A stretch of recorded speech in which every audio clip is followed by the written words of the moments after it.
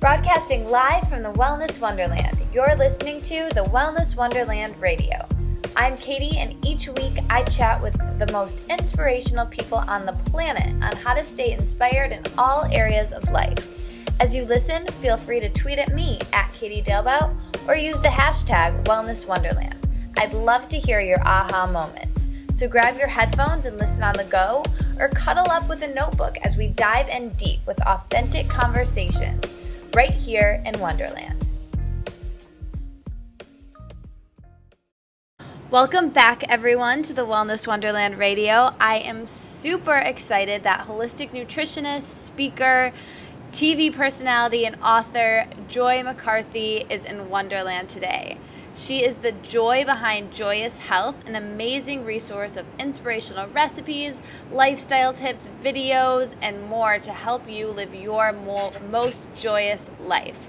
She teaches the empowering thought that you have the power to lead a joyous life through food, exercise, and an overall balanced life. With Joy, there's no talk of calorie counting or restricting diets, rather fun, happy, beautiful lifestyle advice made super simple.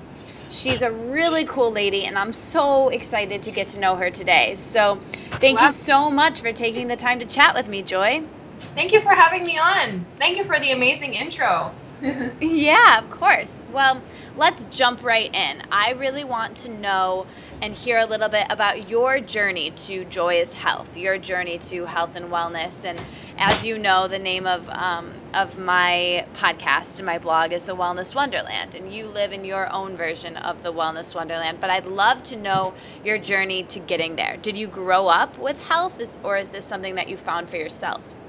Yeah, well, I mean, I would say that, I grew up with health, but not the way I live my life through health now. Like, it was a little bit different growing up, but I certainly, I was the kid who had the weird alfalfa sprout sandwiches packed in my lunch. But then, it wasn't until my late teens, early 20s that I suffered from a lot of health issues. But my mom was so good. I remember she would print off Canada's food guide, have it like taped to the fridge, and she would always make sure that we had all of our food groups, on our plate. And she was like very dedicated to making sure my brother and I always ate our vegetables, except my brother hated vegetables and he always hid them behind the fridge. But it was pretty funny because my mom soon figured that out because of the stink coming from the back of the fridge. But so in my late teens, early 20s, I had a few health issues, and my hair was thinning, and my skin I just had like awful dry patches everywhere, and I had a lot of problems with my hormones in terms of menstruation. And so I went to the doctor, I had a blood test, and he basically determined that I had the hormones of like a prepubertal girl, so a young girl. And for whatever reason, my hormones were stuck in this phase, and my body wouldn't ovulate, and this was having a whole cascade effect. It was affecting my hair, affecting my mood, affecting my skin, and I was feeling pretty awful. So, he sent me to a specialist. So I went to an endocrinologist, then I saw a gynecologist, then I went to a neurologist because they thought I had a tumor on my pituitary gland. And so this went on for 3 years of basically trying to figure out what was going on, like why my body was so out of balance. And, I went on various different medications, and I just wasn't getting anywhere other than feeling worse. And I got to a point where I was feeling pretty hopeless. I thought to myself, you know what? So now I'm in my early 20s, and I'm thinking to myself, I don't even think I'm ever going to be able to have kids. Because my body just doesn't want to work, basically. And it was pretty frustrating. So that's where I was for quite some time. And then everything kind of just turned around for me one fateful night. I think it was almost like I just hit rock bottom. I was so tired of like going to these different doctors. And, I remember the last appointment I said to my doctor, it was a specialist at the time, I said, why is this happening to me? Like, can we not just address the root cause as opposed to like giving me another medication to, suppress that symptom? Or So I was just never getting any answers, and it was really frustrating me, and it seemed that no one knew. And I thought, well, I know my body better than anyone else. So one night I had a bit of a paradigm shift, and I woke up the next morning and I really had a different perspective on things. And I decided, to stop running here, there, and everywhere to every doctor and popping this pill, popping that pill. And that's when everything changed, when I really took the responsibility of my health in my own hands. And I saw a naturopathic doctor, so a very different approach than a medical doctor. And I saw a nutritionist, and I got on good supplements. And within 6 months, my entire health completely turned around. It was amazing. It was incredible. That's such a great story, and it's really great to hear. And it's really funny because so many of these wellness gurus that I get to talk to doing this podcast and just in my life, it's so funny that most people come to this work hitting a bottom or having a health crisis of their own, and it's something that you can be grateful for because it brings you to something you love, and now you're this amazing vessel to be able to help other people because you were able to heal yourself. And when you make that shift of, as Chris Carr says, being the CEO of your own health and really taking things into your own hands, and you can have other people help you, like the naturopath or the nutritionist or Joy if you're working with Joy, but really when it comes down to it, you're the only one that can heal you, Yes, exactly. So, I think going through that as well helps you be a better coach. Like, I think I'm more understanding and more empathetic with my clients, and you really understand where they're coming from because in some way you've been there too. Absolutely. Challenges. I really think it helps you to be a better coach and a better healer when you've actually been there yourself. You've been through it. Yeah, for sure. So that's kind of a perfect segue to the next thing I wanted to ask you, which is, so after that journey that you went through and you were able to heal yourself, when did you know that you wanted to turn this into a career, and how did you kind of get started building your business? Yeah, so I feel like I've been a student of nutrition my whole entire life. I mean, I remember as a kid when I was, 7 years old, my mom, she worked at Toronto Western Hospital, and she was in the microbiology department, and she used to, sometimes I'd go in and visit her, and was so fascinated with everything in the hospital, and they had these massive, they almost looked like large pickle jars of organs they were like on the very top shelf in the lab, and I would sit there forever and just stare at these things and be so fascinated that actually came from a human body. And my mom would give me different books as a child, whether it be on nutrition or just interesting books on the human body, and I was so fascinated by it ever since a child. So when I had my own health challenges, it was obviously quite frustrating because at the time I actually thought I was really healthy. I mean, looking back now, I can see where all the problems were, in my diet and in my lifestyle as well. But yeah, so I was actually, when I was going through these health challenges in my early 20s, I was actually in a completely different career. I was in advertising and marketing, and I worked in that career for 6 to 7 years. And so, but I knew back then that I wanted to do something different. It had been a really long time that I wanted to become a holistic nutritionist. I just was kind of in my regular full-time job. I was making good money. Everything was going pretty well, and to make like a huge career change like that, it was pretty scary. So eventually I got up the nerve to do it. And I went back and I went to the Institute of Holistic Nutrition. I just did it part-time. It took me like 3 years probably. And then I left my full-time marketing job, and I was also doing some personal training to kind of like pay my rent basically, because when you first graduate, it's not like you have a busy practice immediately. So I was personal training to like basically pay the bills. And when I, the day of my graduation, which was October 2009, I said to myself, 1 year from now, I want to be doing 100% nutrition coaching. I'm not going to be doing personal training. I'm just going to be doing 100% nutrition, and that's exactly what I did.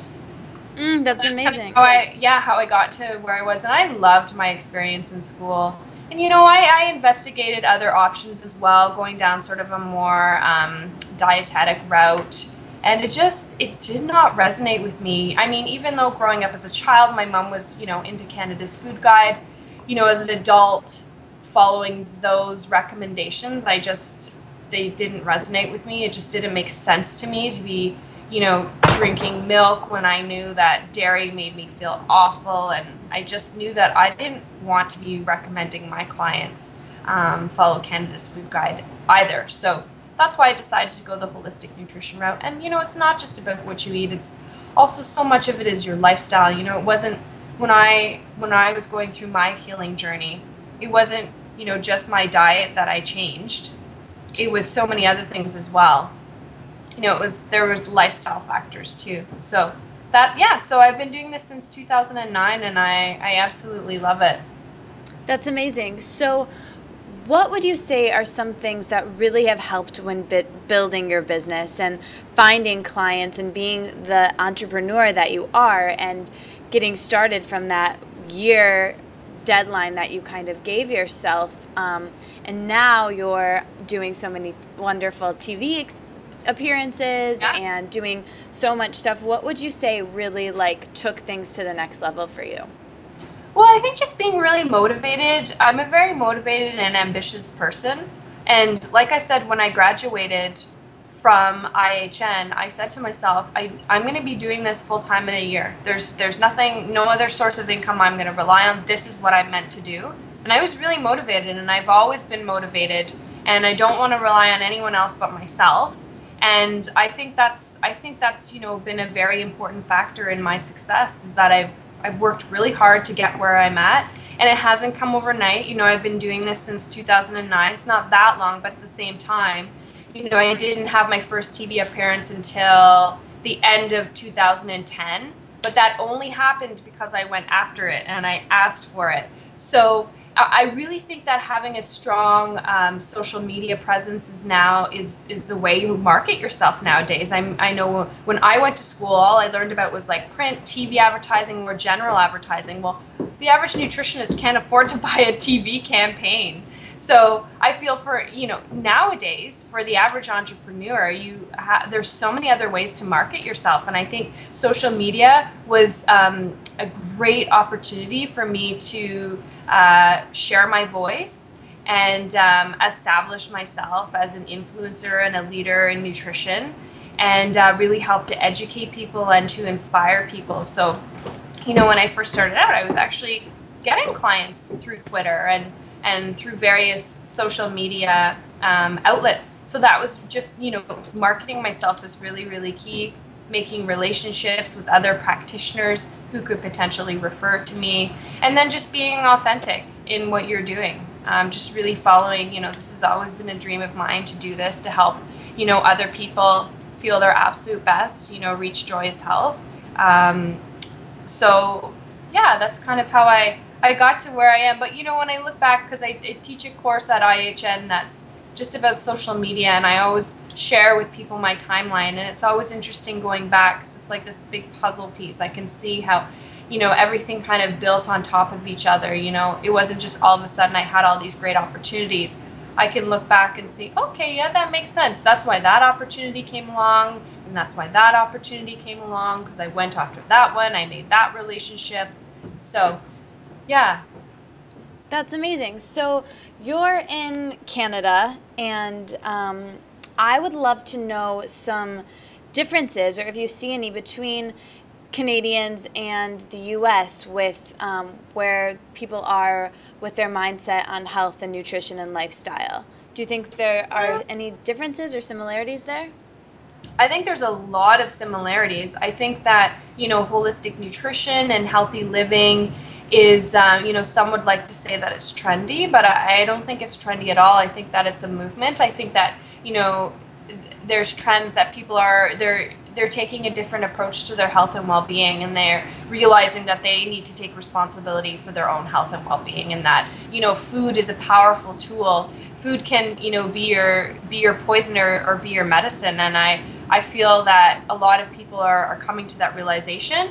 But then there's still there's, you know, millions of people who do not have, they just don't know that yet. They haven't come to that realization, and so I think there's, I think there's more similarities than there are differences. I actually don't think there's a lot of differences between Canadians and Americans. I think North Americans are very similar in their wellness approach, and but certainly, you see it in different communities. Like when you go to more rural areas of Ontario, for example, you don't see yoga studios really.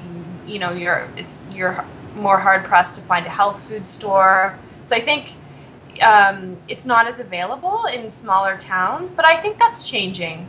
I think that's definitely changing, and I would say that's the same in the U.S. I don't know, would you agree with that? Definitely, absolutely.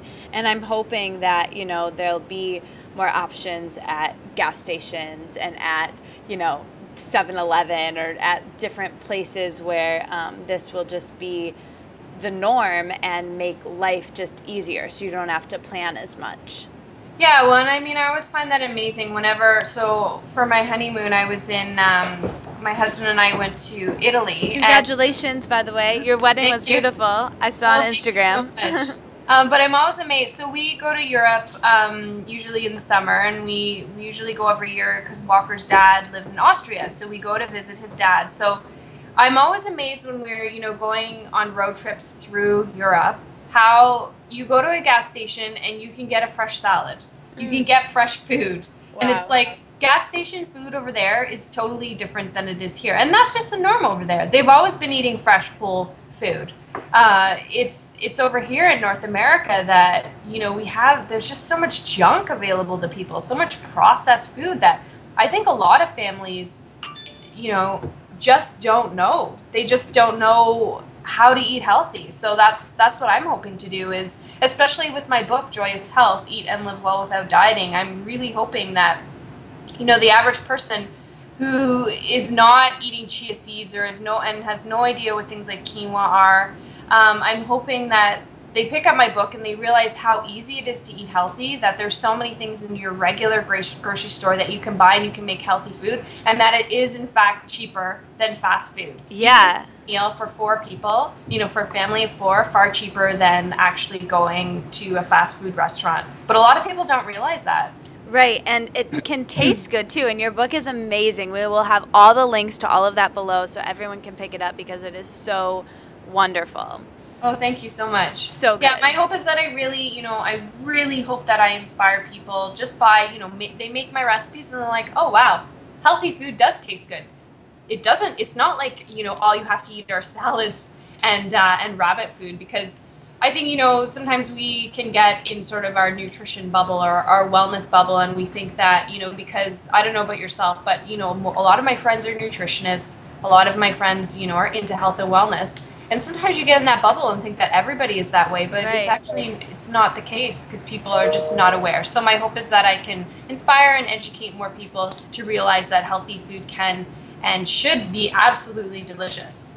Absolutely. So now I would love to get personal with the joy behind Joyous Health. You ready for it? Yeah, totally. Okay, cool. So this is one of my favorite questions, or probably my very favorite question to ask everybody who comes on the show, because it really gives a nice glimpse into who they are as a person. So I would love to know if you could walk us through your morning routines, any specifics you do to start your day off in a positive, healthy, joyous way, and why that's important to how the rest of your day goes. Yeah, for sure. Oh, my mornings are so important to me. First of all, I don't like rushing in the morning. So I like to take my time in the morning. I like to schedule enough time to, have my breakfast, to get up. I don't like being rushed because I feel it really impacts the whole entire day. So for sure, when I get up in the morning, I always start my day with like a huge glass of water. And either I'm going to put apple cider vinegar in it or freshly squeezed lemon. Something to help cleanse and detoxify the body, because when you've been sleeping, 7-8 hours, your body has a lot of waste, a lot of acidic waste that it wants to eliminate. So it's a great, way to flush the kidneys, help the liver, help detoxify the whole digestive system. So I always start with a huge glass of water. I think that's so important I feel off if I don't do that, but I can't even remember the last time I actually didn't do that, because water is we're very lucky here, you know, in North America, where water is always available and it's clean to us. So I always start my day with my water. And then I'd say 6 out of the 7 days I do yoga. I love yoga so much, so I actually just do it from home. And that really starts my day out right. I just feel so much better. I think yoga makes me feel like I don't know, I feel more balanced. I feel just generally more joyous when I have my yoga practice first thing in the morning. And then I have my breakfast, which often changes. I don't know if you follow me on Instagram, but I like to post photos of things that I eat in hopes that I can inspire someone else to eat something healthy and delicious. And then, in the summers, I usually ride my bike to the office, and now I'm either driving or I take the TTC, and that's basically the start of my day. That sounds lovely. So, what are some of your go-to breakfasts that you've been loving lately? Yeah, so even though it is getting a little bit colder, I still love my smoothie. I make all different kinds of smoothies, but when I have a smoothie, I feel like it's my multivitamin in a cup, because I actually don't take a multivitamin. I put, as many delicious things as I can into my smoothie. Sometimes when I have more time, I'll saute up some kale with some onions, and then make scrambled eggs with that, and have a piece of toast. Sometimes if I make a smaller smoothie as well, I'll have a piece of toast with almond butter. Those are kind of the main breakfasts I have. I love to go out for brunch, so I often on weekends will go out for brunch, but I usually, once in a while I'll have something more decadent, but normally I just, like to have an omelet or something. Always, I make sure at every meal, but especially at breakfast, I always make sure I have a protein source, whether it's a plant-based protein or, animal-based from eating eggs or something. I always make sure I have protein, because that truly sets the stage for the day. Really balances your blood sugar, fires up your metabolism. It's absolutely essential. If I don't have protein, and again, I don't really remember the last time. I guess back 10 years ago when I wasn't eating very well, and sometimes I'd skip breakfast. By 10 or 11 I'd be absolutely starving, and then that's when you're gonna gravitate towards unhealthy foods. So what are some of your favorite plant-based proteins to include in, if you were going to, let's say, have a smoothie? What would you include to make sure you had the protein? Yeah, so I like hemp seeds. 3 tablespoons is about 10 grams of protein, so it's not so bad. Hemp seeds are good. Chia, nuts and seeds, but no, they're not the greatest source of protein. They're more fat, but fat's still very good for you. Plant-based protein as well. I have my favorite protein powders. I love Vegan Proteins Plus. I don't know if you've tried that one before, but it's 27 grams of protein. Not that I count grams of protein, but it is a really good source considering it's plant-based. So lots of times I'll use a protein powder in my smoothie. Sometimes, if I've run out of my protein powder, then I'll, stick to the hemp seeds and then add some almond butter or something. Nice. So your morning's routine sounds lovely. I would love to know now your evening rituals, or some of your favorite ways to relax and wind down. Yeah. There's so many different ways. So my husband and I, we love food, and we love going to restaurants in the city, because Toronto has such fabulous restaurants and so many amazing chefs. So a couple nights a week, maybe 1-2 nights a week, we do go out for dinner, and that's definitely a way to unwind and just have great conversation, or go out for dinner with friends and be social. And I love to have a glass of wine. I like my white wine, not so much my red wine anymore. It's funny, I'm actually such a seasonal. In the summer I drink white, and in the winter I always drink red, but for some reason this year I'm just still all about the white wine. So I do enjoy that in moderation, of course. But if we're not going out for dinner, one of my favorite ways to relax is actually by cooking. I love cooking, especially on Sundays when I have more time. I do not mind spending an extra, couple of hours in the kitchen and, preparing something that I know is going to give us a few meals for the week. So, for example, the other weekend I made a sweet potato black bean chili, and then I made something else too. I think I made my banana protein bake, which is a brown rice. You basically make it in like a lasagna pan. And it's this brown rice baked with bananas and with various other ingredients. And you bake it and then you have it for breakfast. So I made a bunch of recipes. I think I was in the kitchen, I don't know, for maybe 3-4 hours. But for me, that's almost like a hobby. I really enjoy that. And I've always been that way, you know. Back when I was still living with my parents, when I was in my teens, I would love baking. I would bake all the time. It's therapy for me. So just relaxing, nothing too crazy. Sometimes in the evening, if I miss my yoga in the morning, then I definitely will do my yoga in the evening. Just hanging out with my cats, you know, reading, just basic stuff. But I would say, you know, of all the things that I enjoy sort of the most, like for relaxing, is cooking. I really enjoy it. I love that.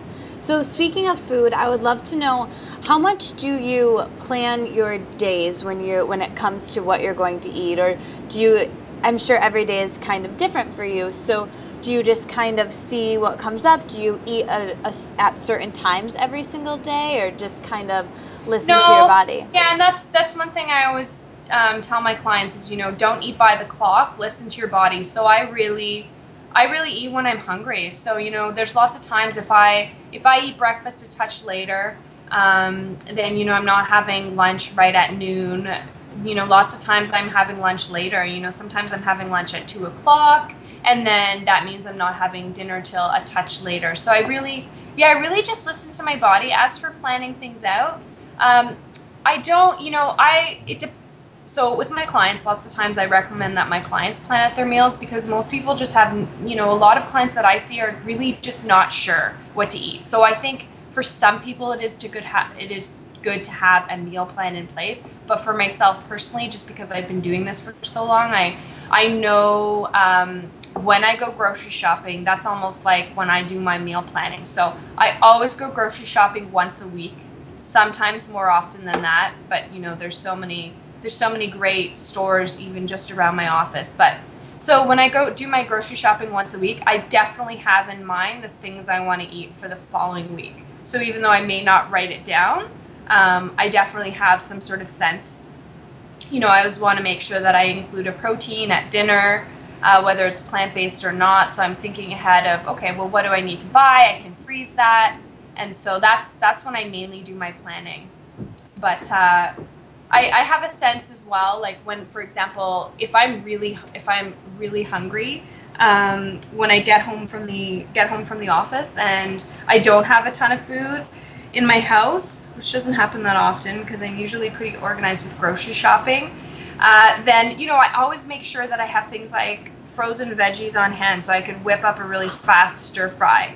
And whipping that up takes less time and is far cheaper than, say, ordering pizza or getting something for takeout. I always tell people this, like they don't realize that actually making something, if you have just a few key ingredients, and there's nothing wrong with having frozen veggies once in a while, but you can whip something up in like 10 minutes. That's so funny, because the next question I was going to give you was just, and you kind of already answered it, but maybe you can just expand on it a little more. So I was going to give you a little scenario. So it's like 8 p.m., 7 p.m., you've just gotten home from a long day and you're super tired and starving. What would it be that you would make? Would it be something with the frozen veggies, like a stir fry? Yeah, I would say sometimes yes. And the other thing that I do just as often, you know, when I am getting home from the office a little bit later, is I love pasta. So I'll whip up like a brown rice pasta with like a kale walnut pesto or a quinoa pasta. And it's funny, whenever I tell people that, they think it sounds so fancy when I say like a kale walnut pesto, but I'm sure, you know, I don't know if you ever make your own pestos. So easy. Yeah, it's so easy. It takes you 10 seconds. You just throw like 3-4 ingredients into a food processor, and you have amazing pesto. Yeah, so lots of times I just do that, have a vegetarian dinner, and that totally satisfies you because, you know, if you use walnuts and sprinkle some hemp seeds, you have good fats, you have protein, you have lots of fiber from the kale, so it's totally satisfying. And it's funny because after a long day, you know, oftentimes you crave a comfort food, and to me that is actually a comfort food. That's one of my favorite meals, actually, and it's just so easy. So it just takes like no time at all. And but so good. Yeah, I really try, not to get to the point of being starving, because I know that's when you overeat. It's so much easier to overeat when you're absolutely starving. So, I really try, if I come home and I'm really hungry, then maybe I'll just have a few olives to tide me over while I make dinner, like get something that has that fat. So it takes longer to digest, so it's going to shut my belly up, for 10, 15 minutes, or I have, some veggies and hummus. So those are things I always have stocked in my fridge. I always have olives, I always have hummus. I could, pop have a few walnuts, have a little bit of dried fruit. So I really try and make sure that I'm not making dinner when I'm absolutely starving. But I still do like to have those sort of fast food dinners, because lots of times, if I'm coming home later, I'm tired and I don't feel like, waiting for something to cook. But I would say most of the things that I cook are definitely under 30, 20 minutes. Like, I don't spend, aside from the weekend when I'm making a few more recipes, during the week, I really don't spend longer than half hour. And, sometimes my husband Walker, well, not sometimes, lots of times he cooks too. So, but we have this thing, like, we both like to cook, but we can't be in the kitchen at the same time. So I'll like sit at the breakfast bar while he's in the kitchen, and which is really the same place. And he's like, "Don't come in the kitchen." That's so funny. Don't give me any advice. So he really likes to do it himself. It's really cute. But he's like, "I'm going to do this for you. You just relax. Have a glass of wine." Aww. And I'm right there with him. So it's really nice. But I love that. Yeah, sometimes, it can be hard for someone like me, because I'm so used to like being, in the kitchen cooking, but I also really love when he cooks for me, because he's such a great cook.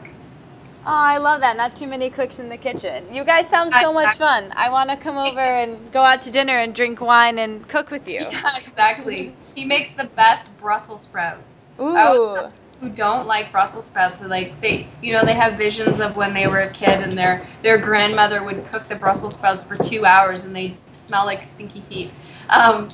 Walker makes amazing Brussels sprouts, actually. They're so good. He made me fall in love with them. Oh my gosh, amazing. My mom and I made the Brussels sprouts for Thanksgiving here in the U.S. just last week, and they were super good. Well, I want to come over and I'll have you cook a meal and I'll hang out with Walker while you cook, and then then the next day I'll have Walker cook a meal and I can judge, but I'm sure I would love them both because you both seem awesome.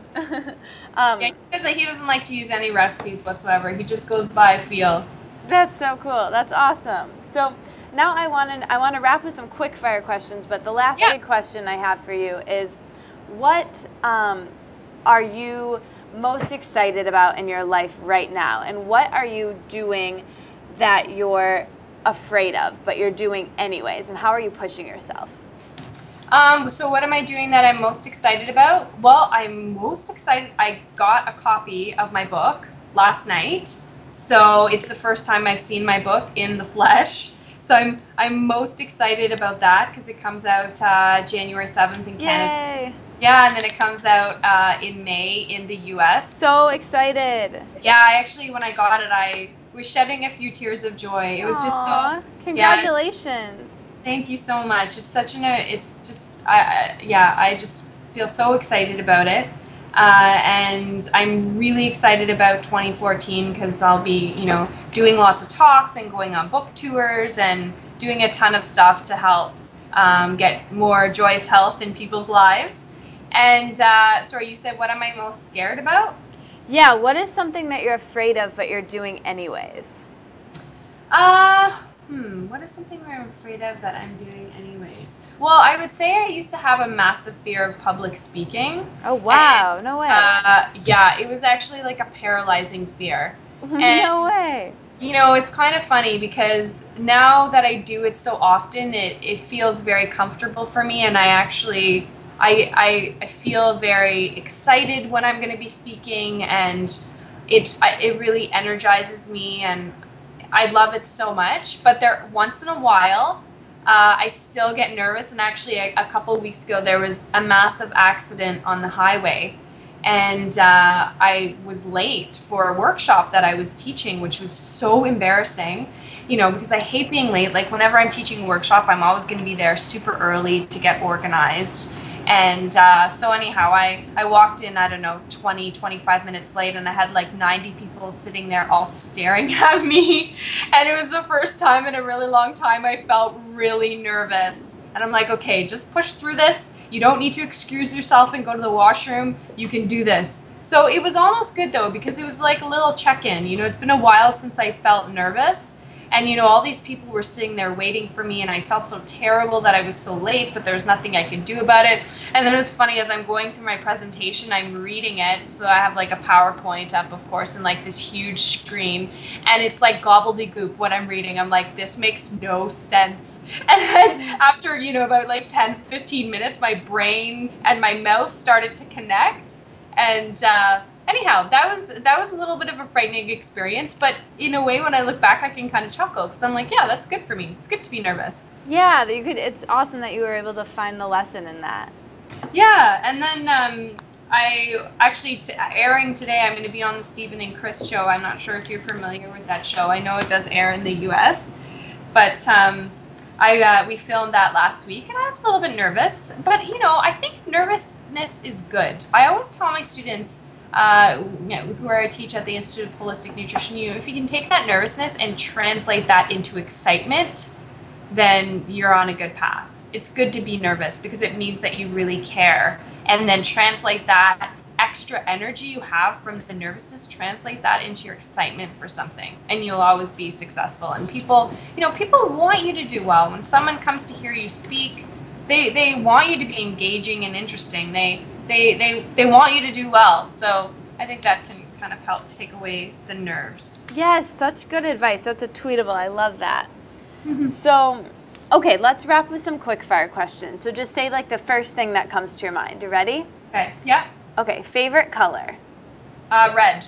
Favorite yoga pose? Oh, downward dog. Favorite day of the week? Or tree pose. I guess I shouldn't be thinking about this. Favorite day of the week? Sunday. Favorite hour of the day? 4 p.m. Favorite winter vegetable? Squash. And favorite fruit? Apples. And what is one beauty ritual that you love that really makes you feel joyous? Oh, doing like a really hydrating skin mask on like a Sunday evening or something when I'm not going anywhere, and just letting it sit on my face for like 45 minutes. Nice. That sounds really fun. Yeah. We should have a sleepover. Yeah, exactly.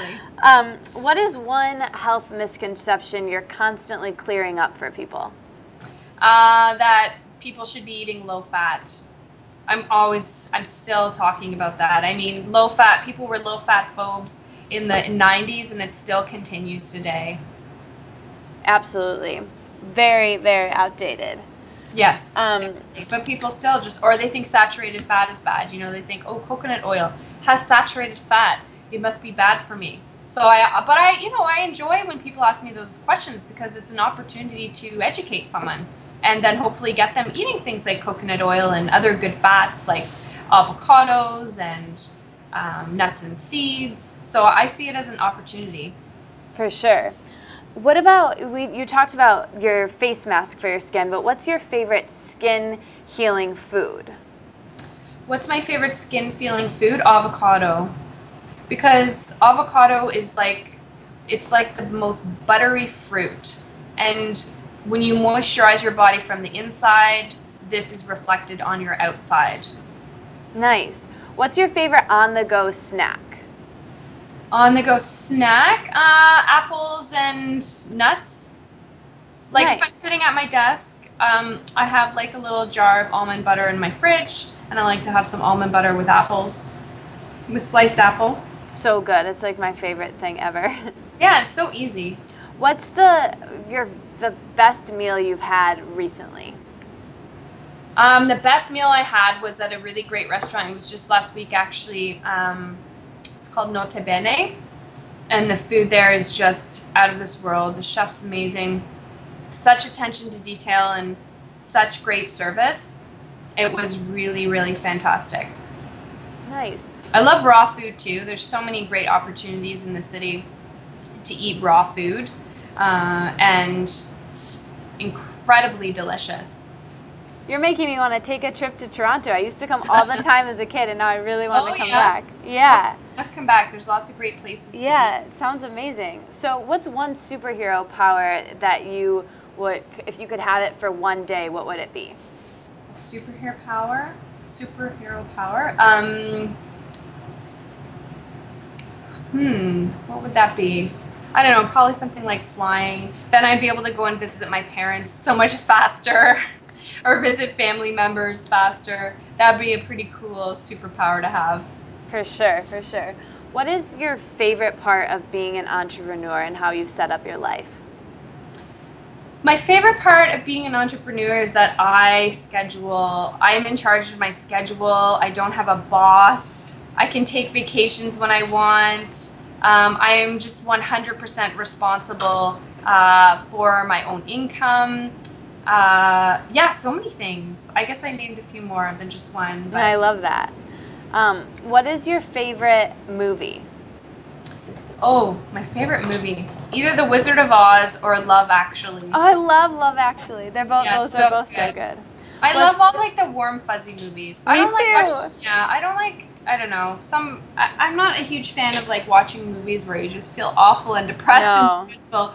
I'd rather watch cheery movies. Me too. Well, it'll be great at our sleepover. We'll watch Love Actually and put on our face masks. Perfect.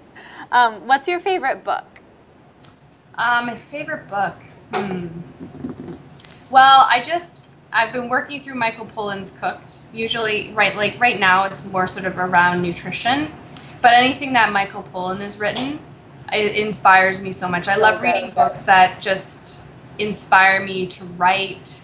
I have this book that's like tattered and dog-eared, and I read it, if I'm going through a tough time, or, if I'm just not feeling my most joyous self, called The Mastery of Love. It's such a great book. Nice. And it just like brings you back to the place you need to be in and just really grounds you and centers you. I don't read like a lot of novels and stuff or mystery. I don't read books like that. Even as a kid, that kind of thing just, I don't know, didn't interest me. I've always been a reader of books where I can, learn something more educational. I don't know, it's just sort of where my interests lie.